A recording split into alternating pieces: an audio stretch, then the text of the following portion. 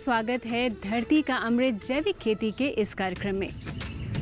आज के समय में शुद्ध खाने पीने की चीजों को लेकर गांव के लोग हों या शहर के, दोनों जगह जागरूकता काफी बढ़ी है, जिसमें किसान गोबर के साथ गांव में मिलने वाली दूसरी और चीजों को मिलाकर जैविक खाद तैयार करते हैं और इसी से आधारित सफल खेती भी कर रहे हैं। लेकिन अब शहरों में रहने वाले दूसरे पेशे के लोगों ने भी जैविक खेती का बेहतर भविष्य देखकर इसे अपनाया है। अगर हम आपसे कहें कि एक बड़ी कंपनी में मैनेजर की नौकरी करने वाले युवा ने अब अपनी नौकरी छोड़कर पूरा समय जैविक खेती करने में लगा दिया है, तो आप ज्यादा हैरान मत होइएगा। देखिए ये खास जानकारी।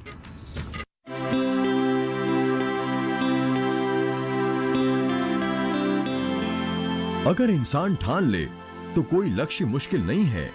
कहने में जितना आसान है, वास्तविकता वैसी है नहीं। कठिन लक्ष्य उतना ही ज्यादा मेहनत, लगन और संसाधन खर्चता है।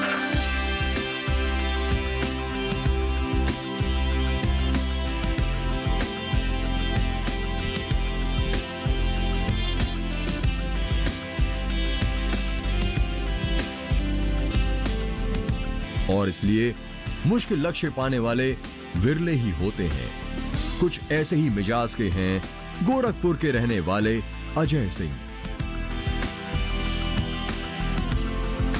अजय पिछले 4 सालों से जैविक खेती कर रहे हैं। खेती करने का यह जज्बा उनके अंदर तब आया जब उन्होंने रासायनिक खेती से होने वाले नुकसान, दुष्परिणाम की खबरें देखी और पढ़ी।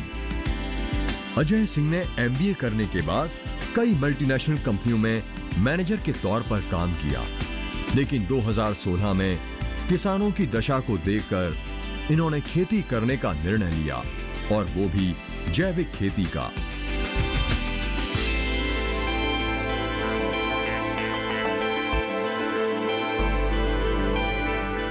एग्रीकल्चर की तरफ मेरा आकर्षण 2016 में हुआ।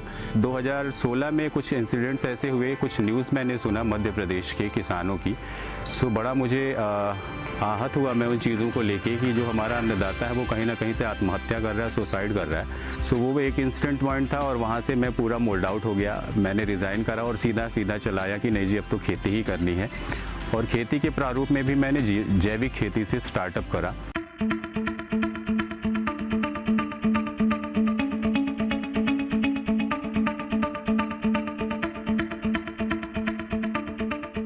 आज अजय लगभग 1 एकड़ में जैविक खेती कर रहे हैं। साथ ही उन्होंने जैविक खेती को एक मिशन के रूप में लिया है और इस मिशन से जिले के सैकड़ों किसानों को जोड़ा है।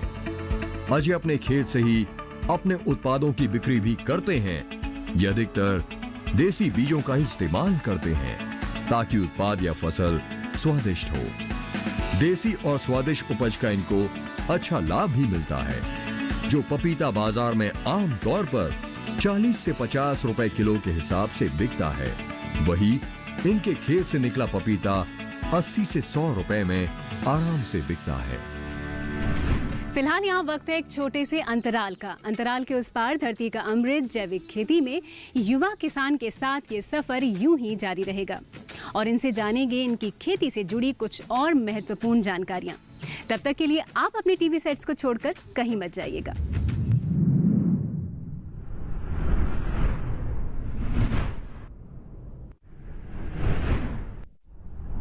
अजय जैविक खेती में सब्जियों के साथ साथ फलों और फूलों को भी लगाते हैं, जिससे कीटों से प्राकृतिक तौर पर निपटने में आसानी होती है।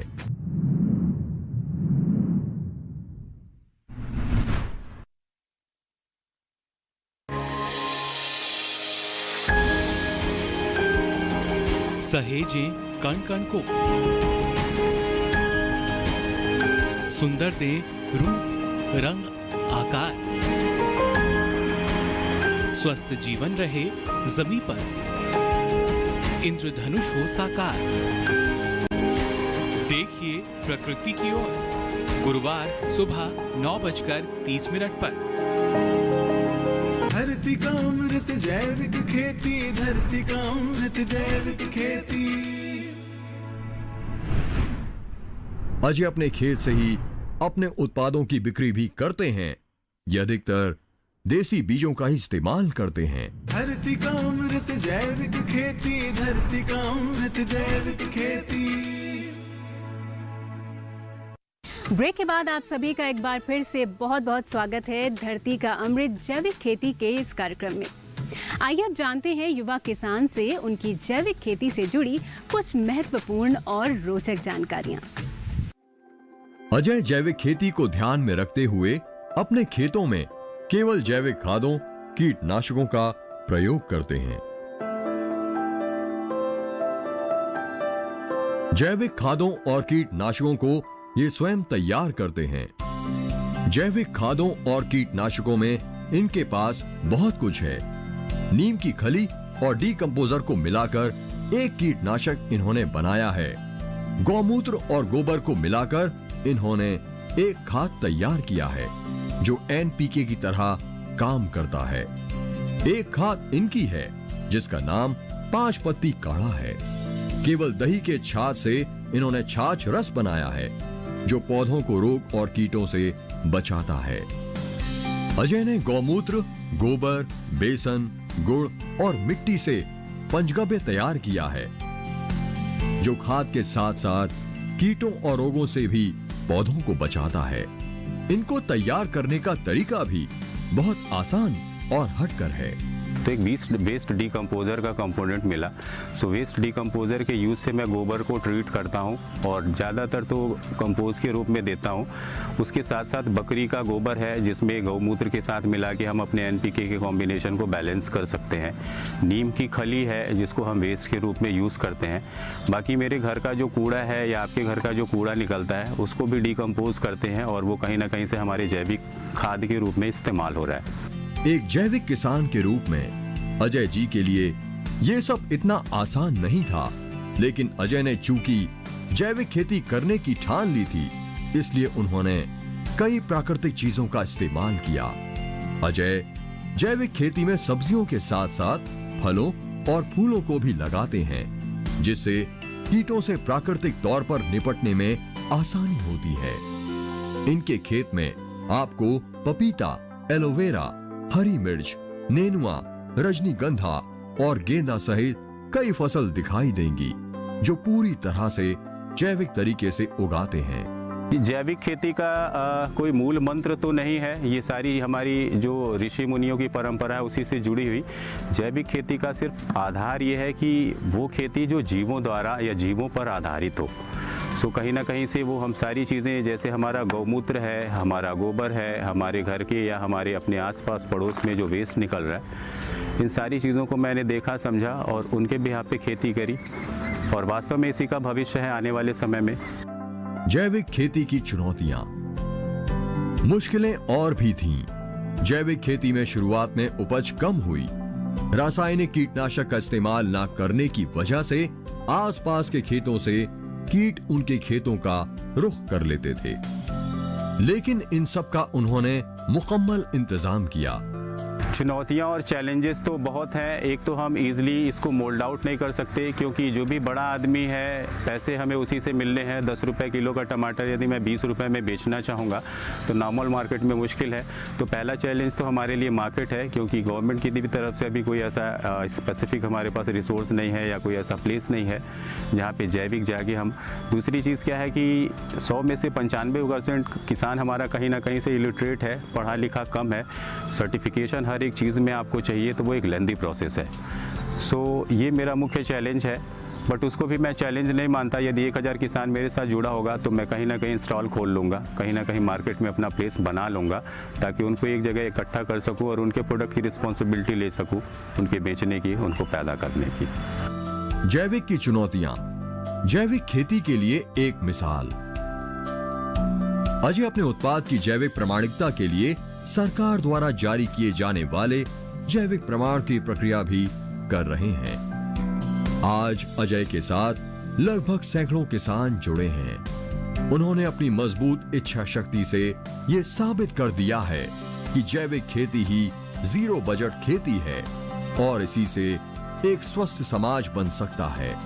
और एक जैविक की तरफ रुझान हुआ कि नहीं जी, कुछ ना कुछ विष मुक्त ही करना है, कुछ ऐसा करना है भविष्य में ताकि आने वाली हमारी पीढ़ी भी सुरक्षित हो और हमारे जीवन शैली जो है उसमें भी सुधार हो, जिसके लिए कार्यरत रहा और करीब 3 साल लगा दिए मैंने ये छोटा सा लर्निंग सेंटर बनाने में।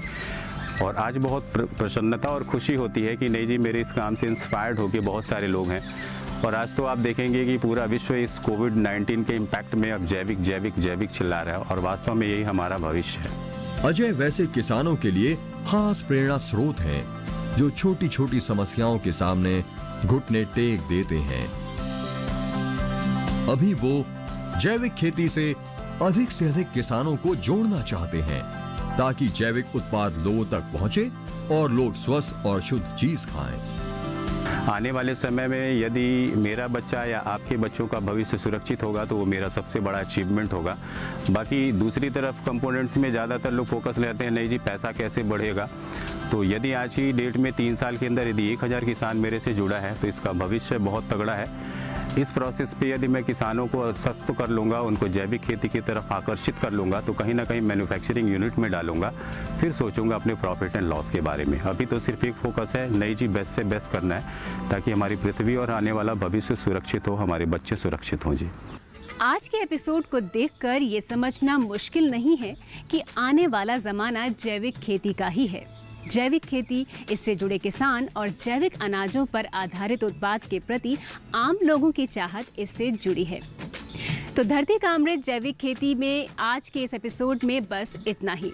उम्मीद है कि आज के इस कार्यक्रम की जानकारी से फायदा उठाकर आप अपनी फसल की पैदावार बढ़ाकर न सिर्फ मुनाफा बढ़ा सकते हैं बल्कि खेती को नया रूप दे सकते हैं।